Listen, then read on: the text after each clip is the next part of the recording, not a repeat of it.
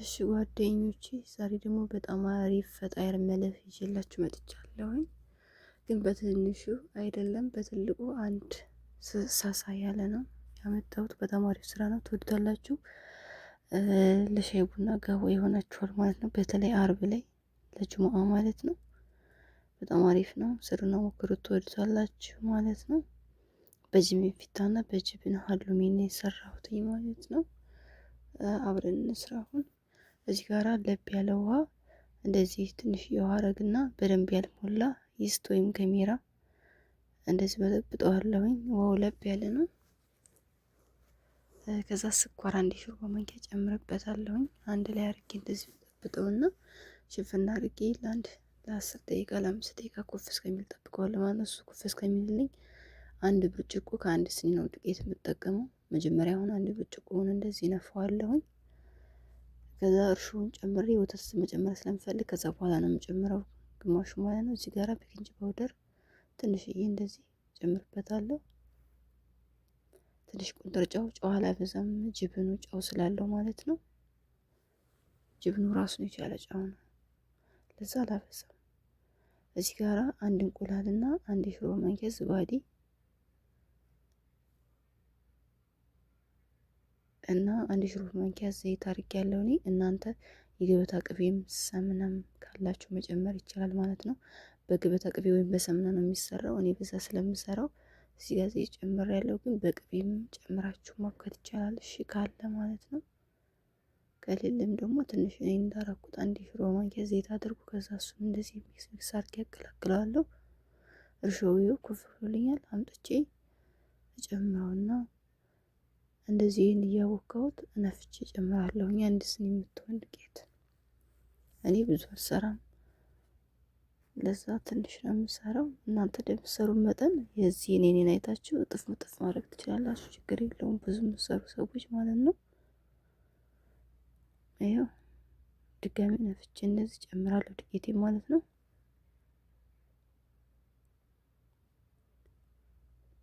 አዛና አቦካዋለሁ። በእጅን ያቦካው ዛሬ ወተቷን የምታክል ትንሽ ጨመርኩ። በወተቱን ብቻ በውሃን ብቻ ማብካት ትችላላችሁ፣ መፍታችሁ ነው። ይኸው እንደዚህ አቦክቼ ሊጤን ክድና አርጌ ኩፍ እስከሚል ጠብቀዋለሁ ለአንድ ሰዓት ተኩል ያክል። አንድ ሰዓት ተኩል በኋላ ይሄን ይመስላል። አስተነፈስኩት። ከዛ እንደዛ ሸታ አርጌ እንደዛ ብለብለውና አራት ቦታ ቆርጠዋለሁኝ። በቢላዋም ሊጥ መቁረጫ ካላችሁ ትችላላችሁ፣ ችግር የለውም።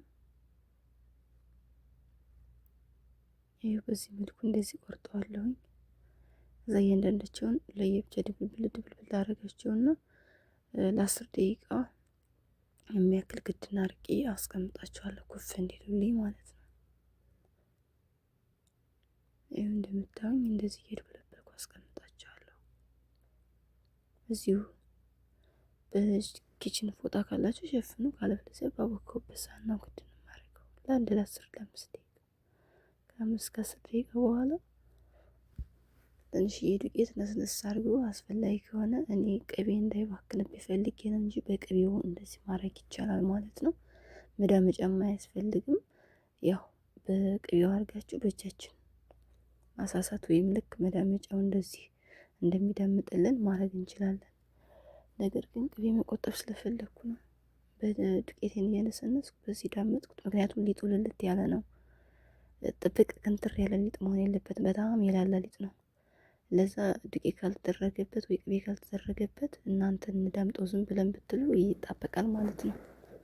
ለዛ ወይ ዱቄት ወይ ቅቤ መጠቀም አለብን ማለት ነው።